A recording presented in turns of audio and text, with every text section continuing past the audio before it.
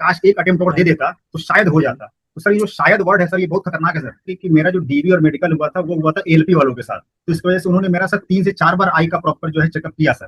ठीक है, तो सर फिर मेरा इस वजह से मेरा सर 2 दिन मेरा मेडिकल में वेस्ट हो गया सर, क्योंकि कोचिंग में सर क्या है कि आपको 1 साल ही वो पढ़ाएंगे, उसके बाद आपको सेल्फ से ही करना पड़ेगा। तो इस तरीके से सर आप टाइम मैनेजमेंट सीखोगे तभी आपका कुछ भला हो पाएगा सर, अदरवाइज फिर बिल्कुल। 4 साल का फिर 8 साल में होगा सर। 1 साल में नहीं होता, चलो 2 साल में होता है। आपको सिलेबस इतना वास्ट है सर कि आपको लगभग 7 महीने 8 आपको सिलेबस समझने में लग जाता है। तो हम्म ये उनकी बड़ी अच्छी बात लगी मुझे सर। मेरा एक डॉक्यूमेंट मिस हो गया था, मेरे पास नहीं था। और फ्लैट फुट भी चेक किया था क्या? इसके पीछे सर मेरे पिताजी का बहुत बड़ा श्रेय है सर। उन्होंने सर मतलब 6-7 साल से वो सर मुझे हमेशा मोटिवेट करते रहे हैं सर। नमस्कार दोस्तों, स्वागत है आप सभी का रेलवे पाठशाला यूट्यूब चैनल पर। आज हमारे साथ जुड़े हैं विशाल। आज जो उन्होंने आरआरबी जेई का एग्जाम भी निकाला, एसएससी जेई का एग्जाम भी निकाला, और फिलहाल एक असिस्टेंट प्रोफेसर है एक कॉलेज के अंदर, बच्चों को पढ़ा रहे हैं। तो इनसे हमें, इनके पास जो एक्सपीरियंस है वो दोनों एक्सपीरियंस है, एक पढ़ाने वाला भी एक्सपीरियंस और एक पढ़ने वाला भी। तो हमें इनसे बहुत कुछ जानने को मिलेगा। तो इस वीडियो को आप लास्ट तक देखना, ये बताएंगे अपने बारे में क्या इनकी स्ट्रेटजी रही, क्या ऐसी चीजें हैं जो बच्चों को अवॉइड करनी चाहिए, उन सारी चीज़ों को बताएंगे। साथ में डीवी और मेडिकल के बारे में भी हमसे जानेंगे कि कैसा इनका एक्सपीरियंस था, क्योंकि आप में से बहुत से बच्चों का भी डीवी मेडिकल होने वाला है। तो चलिए, सबसे पहला क्वेश्चन जो मैं विशाल जी से पूछूंगा कि अपना इंट्रोडक्शन थोड़ा सा दीजिए कि आपने ग्रेजुएशन कहाँ से की, कौन से कॉलेज में आप पढ़ाते हैं, किन सब्जेक्ट्स को पढ़ाते हैं, थोड़ा अपने बारे में बताइए। Hello sir, thank you so much sir for giving this opportunity. Sir my name is Vishal Singh, और सर मैं बेसिकली पढ़ाता हूँ जीएनआईओटी कॉलेज में। सर मेरा जो ग्रेजुएशन रहा है वो रहा है गलगोटिया कॉलेज से। फिर उसके बाद सर मैंने अपना एमटेक किया है मदन मोहन मालवीय से। फिर उसके बाद सर मैंने प्रिपरेशन की हुई है। फिर उसके बाद सर मैं सोच रहा था कि प्रिपरेशन के टाइम पे एग्जाम की प्रिपरेशन कंटिन्यू करनी चाहिए। फिर मुझे लगा कि टीचिंग से अच्छा अपॉर्चुनिटी कहीं नहीं मिलता है। टीचिंग में आप पढ़ा भी सकते हैं और टाइम मैनेजमेंट करके आप खुद पढ़ भी सकते हैं। तो बिल्कुल। मुझे लगता है सर टीचिंग से अच्छा अपॉर्चुनिटी नहीं है सर। और रही बात सर आपके प्लेटफॉर्म पे आने की, तो सर बच्चों को जो आप एक तरीके से आप रील बना के या शॉर्ट्स के माध्यम से आप जो बच्चों को अवेयर करते हैं नई वैकेंसीज के बारे में, कुछ शॉर्ट ट्रिक्स बताते हैं, जैसे अलजेब्रा का मैट्रिक बताया था, तो वो सब बहुत इफेक्टिव होता है सर। इन बेसिकली आरआरबी के एग्जाम्स में बहुत इफेक्टिव होता है। तो मैं बच्चों से रिक्वेस्ट करता हूँ कि सर को आप फॉलो कीजिए, आपको जरूर जो है फायदा मिलेगा लॉन्ग टर्म में सर। थैंक यू विशाल, आपने बताया, अच्छा बताया। अच्छा विशाल, आपने इंजीनियरिंग कंप्लीट की, और इंजीनियरिंग कंप्लीट होने के बाद का यहाँ तक का आपका सफर कैसा रहा? आपने आरआरबी जेई निकाला, एसएससी जेई निकाला, और असिस्टेंट प्रोफेसर की जॉब पर भी आपका एक्सपीरियंस जो है ये बच्चों को काफी कुछ यहाँ पे सिखा सकता है। तो आप अपनी एक जर्नी बताइए, यहाँ तक कि आपकी जर्नी कैसी रही? सर अगर जर्नी की बात किया जाए तो सर बीटेक करने के बाद मैंने सर मेडिसी कोचिंग ज्वाइन की थी, बेसिकली ऑफलाइन कोचिंग ज्वाइन की थी। उसके बाद हम्म। सर फिर मैं सेल्फ प्रिपरेशन पे लग गया सर, क्योंकि कोचिंग में सर क्या है कि आपको 1 साल ही वो पढ़ाएंगे, उसके बाद आपको सेल्फ से ही करना पड़ेगा। जब बिल्कुल। तक आप सेल्फ से नहीं करेंगे फिर आप कहीं भी पढ़ लीजिए, कोई फायदा नहीं है सर। तो सेल्फ स्टडी मुझे लगता है सर बहुत ज्यादा बेहद जरूरी है। हम्म। उसके बाद सर फिर मैंने टीचिंग ज्वाइन किया। उसके पीछे वजह ये था कि टीचिंग में आपको खुद के लिए टाइम मिल जाता है सर, अगर आप टाइम जानते हैं अच्छे से मैनेज करना तब। अदरवाइज सर टाइम बिल्कुल। वेस्ट करने के लिए बहुत साधन है सर। तो फिर हम्म। मैं सोचा कि भाई टीचिंग से अच्छा ऑप्शन कुछ नहीं है, आपको 2 लेक्चर 3 लेक्चर पढ़ाना है और आपका ही सब्जेक्ट मिलेगा पढ़ाने को आपको, जो आपका एमटेक का जो आपका स्पेशलाइजेशन रहेगा। बिल्कुल। तो मुझे लगा था सर कि मेरा एमटेक चूंकि स्ट्रक्चर से था सर, तो मुझे स्ट्रक्चर या मैकेनिक्स से ही 2 सब्जेक्ट मिलते थे। तो मैं सर हम्म। उसको पढ़ाता था, और जो समय बचता था उसमें सर अपना टाइम मैनेजमेंट करता था। और सर उस तरीके धीरे धीरे सर 1-2 साल में एक प्रॉपर अपना जो है वो करिकुलम पूरा पूरा पूरा किया। फिर सर जो है क्लियर हो गया सर एग्जाम धीरे धीरे सर। चलो यार, अच्छा है। आपके पास बच्चों को सीखने को बहुत कुछ है कि हमें अपना टाइम वेस्ट नहीं करना है। अपने टाइम को कैसे हम यूटिलाइज कर सकते हैं, उन चीज़ों को हमें देखते रहना चाहिए। टाइम वेस्ट कर रहे हैं तो फिर आप अपना एक तरह से सक्सेस को जो है उसको आप बहुत आगे लेके जा रहे हैं। डीले कर रहे हैं ठीक है, सर। वो जल्दी से नहीं मिलने वाली है आपको। तो आपको आज के टाइम में एक तरह से बहुत सारी चीज़ें ऐसी हैं जो हमें अपने गोल से इधर उधर भटकाती हैं। ठीक है, तो हमें राइट उन सर। चीज़ों को पहचानना है, किन चीज़ों पे हमें फोकस रखना है। ठीक है, चलो अच्छा बताया आपने विशाल। अच्छा, हम जानना चाहेंगे, बच्चे जानना चाहेंगे कि ये एग्जाम जो है ना, इसमें टेक्निकल नॉन टेक्निकल, सीबीटी 1 सिर्फ नॉन टेक्निकल है, सीबीटी 2 टेक्निकल है। बच्चे यहीं पर कंफ्यूज रहते हैं कि कैसे इन दोनों चीज़ों को हम जो है मैनेज करके चलें, कितना टाइम टेक्निकल को दें, कितना टाइम नॉन टेक्निकल को दें, और यहीं पर आधे बच्चे जो है कंफ्यूजन के अंदर ही अपना सारी प्रिपरेशन को खराब कर देते हैं। तो आप क्या, आपने किस तरह से इन चीज़ों को मैनेज किया? सर ये बहुत अच्छा सवाल आपने पूछा है सर, ये कॉमन डाउट रहता है लड़कों का। सर हम्म। मेरे हिसाब से क्या है कि जो नॉन टेक्निकल है और टेक्निकल, इसमें सर बैलेंस बनाना बहुत जरूरी है। जैसे मान लीजिए बिल्कुल। सर, अगर आप 12 घंटे की आपकी सिटिंग है सर पढ़ने की, तो 12 घंटे में से आप 2 घंटे आप नॉन टेक्निकल को दे दीजिए सर। कोई भी एक चैनल को फॉलो कर लीजिए या कोई बुक उठा लीजिए, लूसेंट से आप जो है नॉन टेक्निकल का प्रिपरेशन कर लीजिए सर। जो बचा आपका 10 घंटे है सर, उस 10 घंटे में से आप क्या करो कि आप सिविल का जैसे कोई दो सब्जेक्ट लो, एक सब्जेक्ट जो हैवी हो और एक दो थोड़ा सा लाइट सब्जेक्ट हो सर, दोनों को आप दो दो घंटे के 2 घंटे पढ़ो आराम से। आपने मान लो सोम पढ़ लिया आपने, फिर आपने आधे घंटे का ब्रेक दे दिया सर, फिर आप फिर 2 घंटे अगला सब्जेक्ट उठाओ जो तो हल्का सब्जेक्ट हो, जिसमें थ्योरी ज्यादा हो, न्यूमेरिकल कम हो। तो सर बैलेंस बनाना बहुत जरूरी है। अगर आप एक ही पढ़ोगे कि पूरा दिन मैं सोम पढ़ूंगा, पूरा दिन मैं मैकेनिक्स पढ़ूंगा, तो सर दिमाग में मोनोटोनी आ जाएगी सर। फिर आपका दिमाग पहुंच जाएगा लेवल पे, सेचुरेशन लेवल, फिर आप कुछ बिल्कुल सवाल नहीं कर पाओगे सर। मेरे हिसाब से सर ये मानना मेरा जरूरी है कि जो है बच्चे जो है ऐसा करें कि बैलेंस बना के चले सर, टेक्निकल और नॉन टेक्निकल में, क्योंकि सर दोनों एक साथ नहीं हो पाता है, ये बात बिल्कुल सत्य है। सर मुझे लगता है कि बिल्कुल। बैलेंस बनाना बहुत जरूरी है सर इस बात में। हाँ, और आपने बोला कि 10 घंटे टेक्निकल, पर हर किसी के लिए ये चीज जो है मेरे अकॉर्डिंग नहीं आप एप्लीकेबल होगी, क्योंकि कई बच्चे ऐसे हैं जिनका नॉन टेक्निकल बहुत स्ट्रॉन्ग है, कई बच्चे ऐसे हैं जिनका टेक्निकल स्ट्रॉन्ग है। तो उनको उस हिसाब से अपने अकॉर्डिंग देखना पड़ेगा कि कितना टाइम उनको टेक्निकल को देना है, कितना टाइम नॉन टेक्निकल को देना है। साथ में राइट। CBT 1 की अगर आप प्रिपरेशन कर रहे हो, CBT 1 में मेन फोकस आपका जो है नॉन टेक्निकल पे रहना चाहिए। ऐसा नहीं है हम्म। टेक्निकल को बिल्कुल आप बॉयकॉट कर दो, टेक्निकल को ही पढ़ना, लेकिन मेन फोकस आपका नॉन टेक्निकल पे रहना चाहिए, क्योंकि वो गेट है। CBT 1 गेट है, उसको आप पार करोगे तब CBT 2 दे पाओगे, और उसके बाद CBT 2 डिसाइड करेगी आपकी मेरिट। CBT 1 बहुत राइट। इंपॉर्टेंट हो जाता है, ठीक है। तो ये सारे बच्चों को जो भी कंफ्यूजन रहती है वो इस चीज़ का ध्यान रखें। मैंने इसके रिलेटेड कई वीडियो बनाई हुई है, आप चैनल पे विजिट कर सकते हैं। तो काफ़ी अच्छा आपने बताया इसका। अच्छा, अगर मैं बात करूँ आपसे, देखो एक बहुत ज़रूरी जो सवाल है बच्चों के रहते हैं मुझसे, आपसे भी पूछते होंगे बच्चे जिनको आप पढ़ाते हैं, कि सर हम अपनी पढ़ाई के साथ, हमें अभी जैसे हम कॉलेज के अंदर है, अपने 3rd ईयर में, 4th ईयर में, इवन 1st ईयर वाले बच्चे ही पूछते हैं कि हमें जॉब अभी से जो है कोई कोर्स परचेज कर लेना चाहिए या खुद सेल्फ स्टडी करनी चाहिए अभी। और कई लोग जॉब पे भी हैं जो जॉब के साथ अपनी तैयारी कर रहे हैं, तो उनके भी डाउट रहते हैं कि सर हम जॉब के साथ कैसे मैनेज करें। तो इन दोनों को आप क्या सजेशन देंगे अपनी तरफ से? Correct sir, correct. बच्चे पूछते हैं सर सवाल ये मेरे से कि सर हम्म। 9 से 5 जो कॉलेज चलता है हमारा, तो फिर 5 बजे के बाद बॉडी पूरी एग्जॉस्ट हो जाती है, फिर उसके बाद बिल्कुल। पढ़ने का समय नहीं मिलता है, तो फिर कैसे मैनेज किया जाए। तो सर मैं उनको ये सलाह देता हूँ कि आपका जो लेक्चर लगता है, मान लो एक लेक्चर आपका लगा 50 मिनट्स का, उसके हाँ। बाद फैकल्टी के आने में अगर टाइम बच रहा है, मान लो फैकल्टी आया 5 मिनट के बाद, तो उस समय अगर आप टाइम मैनेजमेंट कर लेते हो, आपने कोई हम्म। रात में आपने कोई स्क्रीनशॉट लिया हुआ है, कोई फैकल्टी का वीडियो आप देख रहे हो, तो आपने सिंपल स्क्रीनशॉट रिवाइज कर लिया। आपने कोई MCQ का PDF रखा हुआ है, आपने PDF ही अपना जो है रिवाइज कर लिया। तो इस तरीके से सर आप टाइम मैनेजमेंट सीखोगे तभी आपका कुछ भला हो पाएगा सर, अदरवाइज फिर बिल्कुल। 4 साल का फिर 8 साल में होगा सर। तो ये मुझे लगता है सही कि बात। बच्चों को ये सीखना पड़ेगा सर। तो हम्म। इस हिसाब से, और जो ऑफिस ऑफिस वाली बात है सर, ऑफिस से मान लीजिए कोई अगर फील्ड जॉब कर रहा है, उसको टाइम बेहद बिल्कुल व्यस्त नहीं मिल पाता है सर, तो हम्म। उसके बाद फिर उनको ही जरूरी है कि भाई 5 बजे के बाद वो अपना टाइम मैनेजमेंट सीखें सर, टाइम को चुराना सीखें। टाइम जो बिल्कुल। फालतू का वो इधर उधर अपना वेस्ट करते हैं सर, वो ना करके अपना PDF स्क्रॉल करें या कोई फैकल्टी का वीडियो देख लें। इस हम्म। तरीके से ही कुछ हो सकता है सर, अदरवाइज तो सर मुश्किल है सर, लिटरली। बिल्कुल। और बच्चों को जो 3rd ईयर 4th ईयर में, उनको अभी किसी टीचर का कोर्स परचेज करना चाहिए, या जब अपना कॉलेज खत्म होने के बाद 4th ईयर के बाद उन्हें परचेज करना चाहिए? इस पे क्या बोलना चाहेंगे आप? सर ये थोड़ा सब्जेक्टिव क्वेश्चन हो जाता है सर। अब उनका गोल अगर है कि भाई मुझे 4th ईयर पास होते होते मुझे जॉब लेनी है, अगर भाई हम्म। लेनी है तो तुम परचेस कर लो। अगर तुम्हें चाहते बिल्कुल। हो कि जो है नहीं मैं 4th ईयर के बाद अपना आराम से एक साल प्रिपरेशन पे दूंगा, तो फिर बाद में करना, अभी तो अपना जो बीटेक का एक अपना जो है परसेंटेज अच्छा अच्छा कर लो। तो सर इस हाँ। पे थोड़ा सा सब्जेक्टिव आंसर है इसका, ऑब्जेक्टिव आंसर नहीं हो पाएगा हाँ या ना में। इसमें डिपेंड हम्म। करता है कैंडिडेट के ऊपर अब सर, चॉइस के मेरे ऊपर हिसाब से। बच्चों की। चॉइस के ऊपर, राइट सर। अब उनको अगर बिल्कुल। चाहिए कि भाई मुझे तुरंत जॉब चाहिए, 4th ईयर खत्म होते ही जॉब चाहिए, तो you hmm. Can purchase the course. कोई भी कोर्स आप देख लो ऑनलाइन पे, पहले उसका डेमो ले लो, फिर उसको आप परचेज कर लो। सही बात। मेरे हिसाब से बच्चे राइट अगर सर। साथ में ही ले लें तो ज्यादा बेटर है, क्योंकि इससे हाँ अगर वो वो किसी ज्यादा का बेटर है कोर्स सर। ले लेते हैं तो वो एक तरह से बिजी भी हो जाते हैं, कि अपने आप को बिजी रख पाते प्लीज। हैं, अपना कॉलेज भी करना है, हाँ। साथ में वो क्लासेस भी देखना है, तो इधर उधर हमारा ध्यान कम जाता है, और हम वही राइट सब्जेक्ट सर। कॉलेज में पढ़ रहे हैं, वही सब्जेक्ट वहां से पढ़ रहे हैं, तो वो एक अच्छी मतलब तैयारी वहां से हमारी हो जाती है। हम्म। और बिल्कुल आपने ये सर, चीज अच्छी बिल्कुल बिल्कुल। बताई काफी, कि हमें टाइम को अपना वेस्ट नहीं करना है, जहां पर भी हमें मौका मिले, जहां पर भी हमें, हमारे पास फोन है, उसके अंदर PDFs हैं, सारे स्टडी मटेरियल है, नोट्स हैं, अपना कहीं पर भी मेट्रो में ट्रेवल कर रहे हो आप, जैसे जॉब पे अगर जा रहे हो, आ रहे हो, मेट्रो के अंदर पढ़ लो आप। तो अपने टाइम को यूटिलाइज करो कि किस तरह से हम छोटे छोटे जो समय है उसको भी यूटिलाइज कर सकते हैं, तभी आप एग्जाम निकालोगे जल्दी। अदरवाइज एक साल का एग्जाम, जो एग्जाम एक साल में निकल सकता है, उसको निकालने में आप 3 साल 4 साल लगा दोगे। अच्छा, नेक्स्ट क्वेश्चन जो हमारा रहेगा वो यही रहेगा कि एक टीचर के रूप में आप बच्चों को क्या चीजें बताते हैं कि उन्हें वो गलतियां नहीं करनी चाहिए?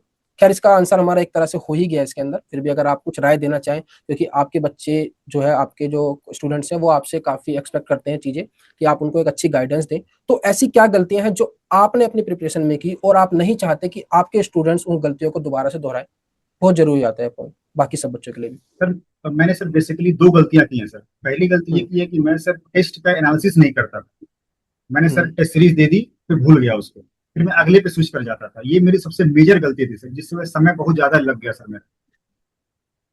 और दूसरा सर गलती ये था कि सर थोड़ा सा टाइम मैनेजमेंट मुझे से नहीं हो पाता था।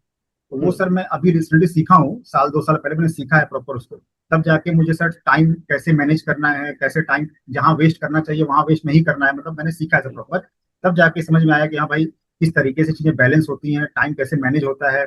अब जिसको टाइम नहीं देना है उसको भी आप टाइम दोगे तो सर ये आपका लॉस होगा, यहाँ पे बिग लॉस। सामने सही वाला तो बात है। निकल जाएगा सर अपना काम निकाल के, आपका बिल्कुल नुकसान हो जाएगा। तो सर ये सही बच्चों को बात मैं है। सिखाता हूँ कि थोड़ा सा जो है। हाँ, ये दो पॉइंट आपने काफी अच्छे बताए। पहला पॉइंट एनालिसिस यार बहुत जरूरी है। एनालिसिस, आपका एक बार को सिलेबस कंप्लीट नहीं हुआ है पर आपको टेस्ट जरूर देने हैं। अगर आपका 60% 70% भी सिलेबस हुआ है, आप लोगों को टेस्ट देने हैं और टेस्ट के बाद एनालिसिस जरूर करना है। चाहे आपका 1 घंटे का टेस्ट है और एनालिसिस में आपको 2 घंटे भी लग रहे हैं तो आपको 2 घंटे लगाने हैं। वो एक बोरिंग लगता है शुरू में, लेकिन आप देखोगे टाइम के साथ उसी से आपके अंदर इंप्रूवमेंट आती है, उसी से आप अपने आप को बेहतर कर पाते हैं, आप अपनी सारी चीजों को पहचान पाते हैं। तो ये बहुत जरूरी है। ठीक है, आपको टाइम जो है एनालिसिस जरूर करनी है। ये विशाल भाई ने बहुत जो ये उन्होंने गलती करी है वो गलती आप मत करना। ठीक है, चलो हम इनसे जानते हैं। देखो डॉक्यूमेंट वेरिफिकेशन और मेडिकल है अभी, जो बहुत जल्दी सीबीटी 2 का रिजल्ट आ जाएगा 2025 वाला, और फिर डॉक्यूमेंट वेरिफिकेशन मेडिकल स्टार्ट हो जाएंगे। इसको लेकर जो है बहुत कंफ्यूजन रहती है, क्योंकि रेलवे का जो मेडिकल का जो प्रोसेस है वो बहुत पेचीदा सा है। तो हम इनका एक्सपीरियंस जानना चाहेंगे कि विशाल भाई का कैसा वहां पे एक्सपीरियंस रहा, डीवी में क्या क्या डॉक्यूमेंट्स लगे, इनके मेडिकल में क्या क्या, किसी कोई दिक्कत आई या ठीक ठाक मेडिकल हो गया। सर डीवी का और मेडिकल का मेरा थोड़ा एक्सपीरियंस थोड़ा सा काफी इंटरेस्टिंग था। क्योंकि उसके पीछे वजह ये थी सर कि मेरा जो डीवी और मेडिकल हुआ था वो हुआ था एएलपी वालों के साथ, लोको पायलट के अच्छा। साथ हुआ था सर। अब उनका सर आई का विजन चाहिए होता A1 ग्रेड का सर। बिल्कुल। और अब वो जो डॉक्टर थे सामने वाले वो मुझे एएलपी वाला कैंडिडेट समझ रहे थे, तो इसकी वजह से उन्होंने मेरा सर 3 से 4 बार आई का प्रॉपर जो है चेकअप किया सर। तो फिर मैं परेशान होकर उनको बताया कि सर मेरा जेई की पोस्ट का है, तो वो देखें उसको एक बार। तो हाँ। फिर उन्होंने बोला कि भाई गलती हो गई, पहले बताना चाहिए था आपको। ठीक है, तो सर फिर मेरा इस वजह से मेरा सर 2 दिन मेरा मेडिकल में वेस्ट हो गया सर। अच्छा। और बाकी तो सर वही आपका जो है नॉर्मल पुशअप्स कराया, सिटअप कराया मेडिकल में, जो नॉर्मल चेस्ट का एक्सरे कराया, हम्म जॉन्डिस का चेकअप कराया, बेसिक चेकअप जो सर हर जगह होते हैं सर, यही कराया था सर हम्म मेरा। और डीबी तो तो बिल्कुल सिंपल था सर। पुशअप्स भी कराई थी आपसे। हाँ सर, पुशअप्स कराई अच्छा थी, अच्छा। सिटअप कराया था। और जो है आपका ये तो हल्का सा सर जॉगिंग टाइप का, कि आप अच्छा एक जगह अच्छा। खड़े होकर प्रॉपर आप रनिंग वनिंग सही से कर पा रहे हो कि नहीं। सारे जॉइंट्स उन्होंने चेक किए थे कि कहीं हम्म फ्रैक्चर वैक्चर तो नहीं है सर, इस टाइप का उन्होंने चीजें कराई थी। अच्छा। तो अगर हाँ किसी का फ्रैक्चर होता है तो वो रिजेक्ट भी करते हैं, क्योंकि ये सवाल भी मुझसे कई लोग पूछते हैं और मुझे प्रॉपर इसका आंसर नहीं पता, अगर आपको पता हो तो। सर, रिजेक्ट तो नहीं करते हैं, बट वो ये कहते हैं कि अभी करंट में कोई प्रॉब्लम है कि नहीं आपको। मान लीजिए हम्म। हाथ आपका फ्रैक्चर है, तो ये प्रॉपर रिस्ट जो है आपकी फोल्ड हो रही है कि नहीं हो रही है, तो ये चेक अच्छा। करते हैं। एक मेरा दोस्त था सर, उसका बचपन में फ्रैक्चर हो गया था नी में उसके। हम्म। तो अभी वो हल्का सा बस उसको प्रॉब्लम था, तो उन्होंने उसको पास कर दिया, बोला कोई बात नहीं अभी आप बैठ सकते हो, तुम्हें कोई हाँ। दिक्कत नहीं है सर। अच्छा। करंट में और ना हुआ रहे तो वो अलग बात है। और फ्लैट फुट भी चेक किया था क्या। सर किया था सर, वो प्रॉपर उन्होंने जो है सबका शूज और सबके शर्ट्स और पैंट्स निकलवा करके उन्होंने हम्म। आपका जो है ये चेक किया था सर। आपका नॉक नी और फ्लैट फुट दोनों चेक किया था सर। मेरा चेक किया बिलासपुर था जोन था और एक्चुअली। हम्म। तो थोड़ा सर वहाँ पे सर स्ट्रिक्ट था सर मेडिकल इसका। क्योंकि ये चीज हर जगह चेक नहीं होती है। मैंने बात करी थी बच्चों से, और कई सारे सेंटर्स पे पिछली बार चेक किया था फ्लैट फुट और नॉकनी भी। Right sir. और मेडिकल का एक्सपीरियंस कैसा रहा आपका मेडिकल में, सॉरी सॉरी मेडिकल में, डीवी के अंदर, डीवी में। डीवी में सर कुछ भी नहीं था सर। डीवी में सिंपल सारे डॉक्यूमेंट्स आप रेडी रखिए, वहाँ पे जो आपके जो हम्म। वो रहते हैं जो, वो काफी सपोर्टिव रहते हैं सर। वो अगर कुछ आपका मिसिंग भी है तो आपको हाँ टाइम हाँ। देते हैं 1 आध घंटे का, कि बिल्कुल। जाओ भाई शाम तक करा के अपना जो है 5 बजे हम्म तक ऑफिस बंद होने से पहले आप सबमिट कर देना। तो ये हम्म। उनकी बड़ी अच्छी बात लगी मुझे सर। मेरा एक डॉक्यूमेंट मिस हो गया था, मेरे पास नहीं था। तो साथ में मेरे पापा गए हुए थे, तो मैंने उनसे बोला कि आप पहुंचा दीजिए, तो फिर वो आधे घंटे में मतलब पहुंचा दिए मुझे। तो मेरा सर ऑल क्लियर हो गया सर उसी दिन। टीवी तो सेम हम्म। डे क्लियर हो गया। मेडिकल वो नेक्स्ट डे अपने ही मतलब जोन में भेजा था उन्होंने, तो अपना अच्छा। हो गया सर, मेडिकल भी क्लियर हो गया सर। हम्म। अब उनका देखो बेसिकली जो होता है ना मोटिव, ये नहीं होता कि कोई बच्चे को वो बाहर करे, वो खुद चाहते हैं कि जिन बच्चे यहाँ तक पहुंचे हैं तो हम उनको उनका सिलेक्शन करें ले। पर अगर कोई मेजर प्रॉब्लम उनको दिखती है तभी इनकेस वो रिजेक्ट करते हैं, अदरवाइज हाँ, राइट सर। 99% बच्चे जो है पास कर ही लेते हैं। तो पास इससे कर। ज्यादा आपको घबराना नहीं है, बच्चे बहुत घबराते हैं मेडिकल को लेके। सर एक बात और आ, बताना चाहूंगा। बिल्कुल। वो जब मेडिकल मेरा हो गया, सॉरी जब डीवी हो गया सर, तो मेडिकल के लिए जब मुझे हम्म जाना था, तो डीवी के टाइम पे जो सर आए थे उन्होंने बोला कि आप मेडिकल सेंटर पे जाएंगे तो आपको बहुत से लोग ऐसे मिलेंगे जो आपसे पैसे मांगेंगे और बोलेंगे कि आपका मन चाहा पोस्ट और मन चाहा जोन आपको, सॉरी, डिवीजन आपको दिलवा देंगे। हम्म। तो सर उन लोगों से सावधान रहना है। और लिटरली सर मुझे मिले भी थे ऐसे लोग, मुझे मिले थे। लेकिन वो अलग बात है कि मैं पहले से अवेयर था तो मैं ऐसा कुछ फंसा नहीं। लेकिन सर बच्चों से बताना चाहूंगा कि भाई ऐसे लोगों से थोड़ा सावधान रहिएगा आप लोग, क्योंकि वो थोड़े बिल्कुल लालच के चक्कर में बच्चे ऐसा पैसे देने को तैयार हो जाते हैं सर। आज ऐसा होता कुछ नहीं है सर, मिलेगा वही जो रेलवे चाहेगा। बिल्कुल। तो आप इस चीज का जरूर ध्यान रखना, ये जो बात बताई है भाई ने अभी, अगर आपको इस तरह के लोग मिले तो उनके साथ किसी भी तरह से आपको डील नहीं करनी है बिल्कुल भी। ठीक है, रेलवे के अपने रूल्स हैं, और अगर ऐसा करते हुए पकड़े गए ना तो जिंदगी भर के लिए दीवार हो जाओगे किसी एग्जाम में बैठने से। तो ऐसी गलती कभी मत करना, ठीक है। तो आपने अच्छा बताया मेडिकल का और डीवी का एक्सपीरियंस। बाकी इसकी मैंने पूरी वीडियो डाली हुई है, अगर आप लोगों को कोई प्रॉब्लम आती है तो वीडियो देखना, और मेरे से भी कांटेक्ट कर सकते हैं आप, ठीक है। अच्छा विशाल, एक चीज ऐसी नॉर्मली पूछना चाहूंगा आपके स्टूडेंट्स के लिए, आप एक टीचर है, और मैं देखता हूँ कि जैसे हम कॉलेज वगैरह में थे तो कुछ टीचर्स ऐसे होते थे कि बहुत खड़ूस टाइप के, ठीक है, हाँ। कि क्लास के अंदर आए, पढ़ाते थे, अच्छा पढ़ाते थे, पर सिर्फ पढ़ाने से मतलब है, दो तीन बच्चों से कुछ डाउट पूछे, डाटा नोट्स चेक करे, इस तरह के। तो आपका भी नेचर उसी तरह का है अपने बच्चों के साथ, या फिर आप थोड़ा फ्रेंडली वे में रहते हैं उनके साथ? ये नहीं अच्छा रहेगा। मेरा सर नेचर मेरा सर जो नेचर है बच्चों के प्रति वो थोड़ा फ्रेंडली है सर। और अच्छा। अगर आपका ये वीडियो जब लॉन्च होगा सर उसके बाद आप कमेंट सेक्शन में देखिएगा सर बस। हाँ हाँ ठीक है, हाँ मेरे कैंडिडेट जो है, स्टूडेंट हैं, वो सर बिल्कुल सर कुछ अच्छी बातें कहेंगे।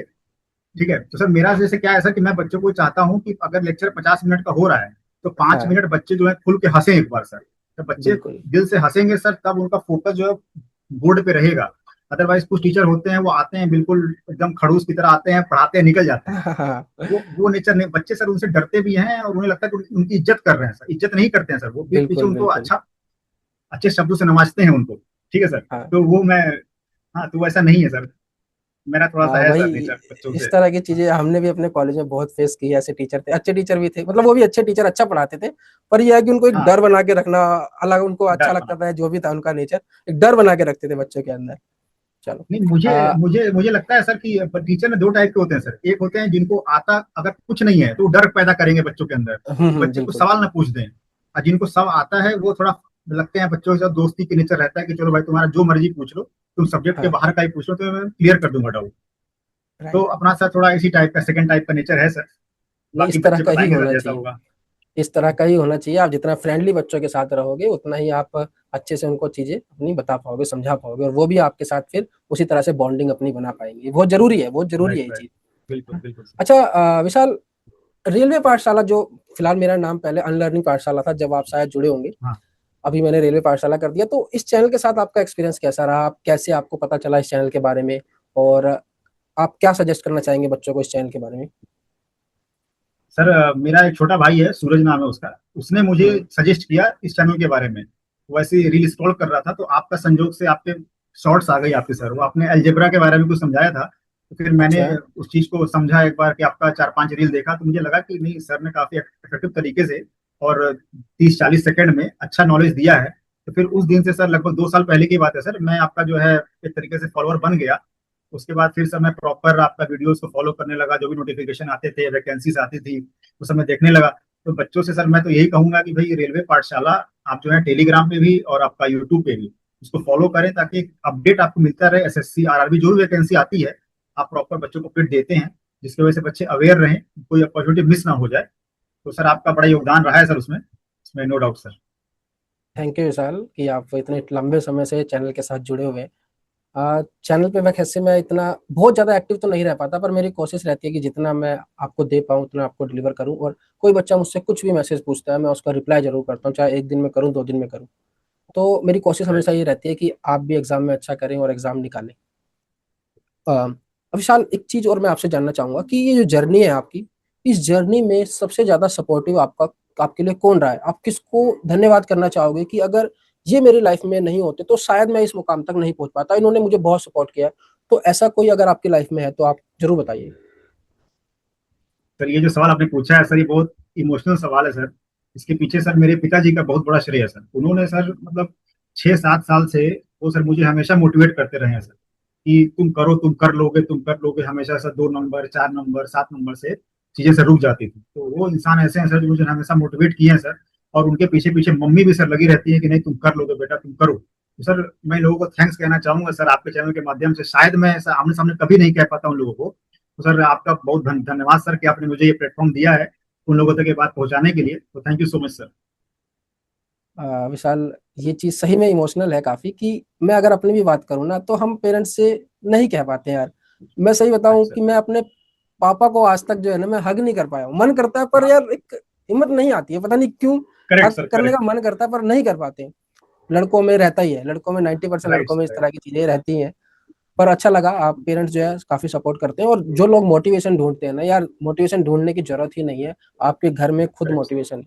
आप अपने पेरेंट्स को देखो, उनकी जर्नी को देखो, उससे बड़ा मोटिवेशन यार आपको कहीं नहीं मिलेगा। ठीक है। अ, विशाल, आप बच्चों को एक लास्ट सवाल मैं पूछता हूँ आपसे कि अगर आप बच्चों को मैसेज देना चाहें, क्योंकि बहुत से बच्चे ऐसे हैं जो कि वो एक बार एग्जाम नहीं निकला तो डीमोटिवेट हो जाते हैं, या उनके कई सारे एग्जाम लाइन से नहीं निकल रहे तो डीमोटिवेट हो जाते हैं और तैयारी छोड़ने की सोचने लगते हैं, बहुत ज्यादा डिप्रेशन में चले जाते हैं। तो इस तरह के बच्चों को आप क्या बोलना चाहेंगे? देखो, जो बच्चा डिमोटिवेट हो रहा है सर, उसको मैं यही हम्म। कहूंगा कि अगर आप डिमोटिवेट हो रहे हैं तो फिर आपके पास एक ही ऑप्शन है, या तो फिर आप अच्छे तरीके से छोड़ दो। लेकिन प्रॉब्लम क्या है, अगर आप छोड़ोगे तो आपका जो दिमाग है और दिल है सर एग्जाम पे ही लगा रहेगा कि काश एक अटेम्प्ट और दे राइट। देता तो शायद हो बिल्कुल। जाता। तो सर ये जो शायद वर्ड है सर, ये बहुत खतरनाक है सर। शायद वर्ड से आपको अलग होना है, तो भाई इससे बेटर यही होगा कि प्राइवेट जॉब में घिसने से अच्छा है कि आप जो है 1 साल और मेहनत कर दो। 1 साल मेहनत कर दो तो शायद हो जाए, और सर सच में हो जाता है सर। 1 साल में नहीं होता, चलो 2 साल में होता है। अब क्योंकि सिलेबस इतना वास्ट है सर कि आपको लगभग 7 महीने 8 महीने आपको सिलेबस समझने में लग जाता है। तो सिलेबस समझ लो अच्छे से, फिर उसके बाद आप जो है टेस्ट सीरीज परचेज कर लो, किसी फैकल्टी को फॉलो कर लो प्रॉपर, तो आपका डेफिनेटली सर हो जाएगा। गिव अप करने से कुछ नहीं होगा सर। गिव अप करेंगे तो उससे दूसरे को अपॉर्चुनिटी मिल जाएगी, फिर आप लाइफ टाइम रिग्रेट करोगे कि शायद यार 4 साल पहले 1 साल और दे दिया होता तो शायद हो गया होता। सर मुझे लगता है रिग्रेट वाला ऑप्शन ना, इससे बेटर है कि सर अपना प्रयास करते रहिए। आपको जहां तक फाइनेंशियल की बात है तो कोई जॉब पकड़ लीजिए, और जॉब के साथ भी करते रहिए सर, करने वाले उसमें भी कर लेते हैं सर। बिल्कुल। ये काफी अच्छा जवाब दिया विशाल भाई ने यहाँ पर, मतलब बहुत अच्छा जवाब दिया है इन्होंने कि अगर आप कर रहे हैं तैयारी, अगर आप अपना 100% दो, वो रिग्रेट वाली चीज अगर आएगी ना, अगर आपने आज छोड़ दिया कल को रिग्रेट कर रहे हैं, तो वो सही में बहुत दर्द देती है यार, बहुत दर्द देती है। लेकिन अगर आपने 100% दिया और उसके बाद नहीं हुआ, तो आपको एक तसल्ली रहेगी कि भाई मैंने अपनी तरफ से पूरा दिया, भगवान को शायद मेरे लिए कुछ और अच्छा ही मंजूर होगा, इसलिए मेरा सिलेक्शन नहीं हुआ। और ये चीज है, एट द एंड भगवान को अगर दिख रहा है कि आपने सच्चे मन से मेहनत करी है, तो आपके साथ अच्छा जरूर होगा, चाहे वो किसी भी तरह से हो, आपका एग्जाम निकले या किसी और फील्ड में आप अच्छा करो, पर आप अच्छा जरूर करोगे। ये चीज मैं अपने ऊपर देख चुका हूँ। भगवान सब कुछ राइट देख सर। रहा है, अगर आप अपने से ईमानदार हो, ऑनेस्ट हो, आपने 100% दिया है, तो उसका फल आपको जरूर मिलेगा। आज नहीं तो कल मिलेगा, थोड़ा सा वेट करना पड़ेगा आपको, पेशेंस रखना पड़ेगा इसके लिए, पर रिजल्ट जरूर आएगा। तो हार नहीं माननी है यार, ये हार वाला वर्ड बिल्कुल हटा दो अपनी डिक्शनरी से, और बस मेहनत करते रहो। कई बच्चे मैसेज करते हैं कि सर 4 महीने में कैसे निकालूं मैं इस एग्जाम को, सर 3 महीने में कैसे निकालूं। यार हर एग्जाम की एक टाइम लिमिट होती है कि इतना टाइम आपको देना ही पड़ेगा। और अगर आप सोच रहे हो 1 महीने नोटिफिकेशन आया और 3 महीने में आप एग्जाम निकाल दो, तो ऐसा नहीं होता। आपको अपने आप को तैयार करना पड़ता है उस एग्जाम के लेवल तक। ठीक है, उस एग्जाम तक आपको पहुंचना पड़ता है। ये काफी अच्छा सेशन हमारा रहा, हमें विशाल भाई से काफी कुछ सीखने को मिला। अगर आपने इनकी एक एक बात को ध्यान से सुना होगा और उनको आप अपनाएंगे अपनी लाइफ के अंदर, तो आपको सक्सेस जरूर मिलेगी। तो मैं धन्यवाद करता हूँ विशाल भाई का कि चैनल पर वो आए, उन्होंने अपना एक्सपीरियंस शेयर किया।